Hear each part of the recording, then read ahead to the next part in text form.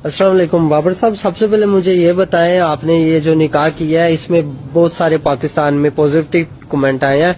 बीच में कुछ लोग ऐसे भी हैं जिन्होंने तनकीद किया है कि आपकी उम्र कैसी है और उनकी उम्र कम है और उन्हें लग नहीं रहा कि ये अरेंज मैरिज है या लव मैरिज है।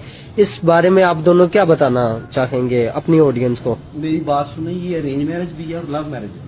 ठीक हो पहले गया। लव हुआ तो बाद में अरेंज मैरिज हुई ना, ऐसा ही है। पहले हमने एक दूसरे को पसंद किया है ना। तो दूसरा है वे पंजाबी चाहते ने उम्र दे दिल होना चाहिए, जवान उम्र में फड़ के थे बह जाइए। देखिए वो तलाक याफ्ता थी और अल्लाह का हुक्म और नबी की सुन्नत थी किसी तलाक याफ्ता से निकाह करें। तो मेरा मानना यह है कि मैंने एक अच्छे तरीके से और अल्लाह के नबी की सुन्नत पूरी की और सबको पॉजिटिव लेना चाहिए, नेगेटिव नहीं। नेगेटिव कमेंट वो लोग करते हैं जिन्हें सिर्फ अज तक मशूका रखिया ने, नजायज तल्लकात रखे ने और निकाह नहीं करना चाहते और लड़के को धोखा दे रहे ने। नेगेटिव कमेंट सिर्फ वो लोग करते हैं, उन्होंने ज्यादा तकलीफ है। जेरे पॉजिटिव लोग ने, हाँ मैं दाढ़ी रखी है, नमाजी भेजी खानदान तल्लक है, मैं नजायज तल्लकात कभी नहीं रख सकता। आप कुछ कहना चाहते हैं?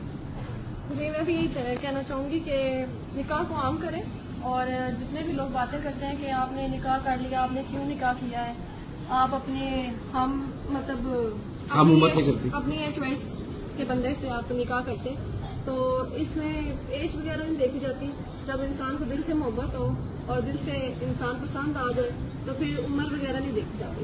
शुक्रिया। और बात बताऊं, निकाह तमाम पाकिस्तान की लड़कियों, मेरी बहनें हैं वो, उनसे मैं एक रिक्वेस्ट करूंगा, निकाह उससे करें जो आपको इज्जत दे, जो आपका ख्याल रखे, बस, और कोई लफज नहीं।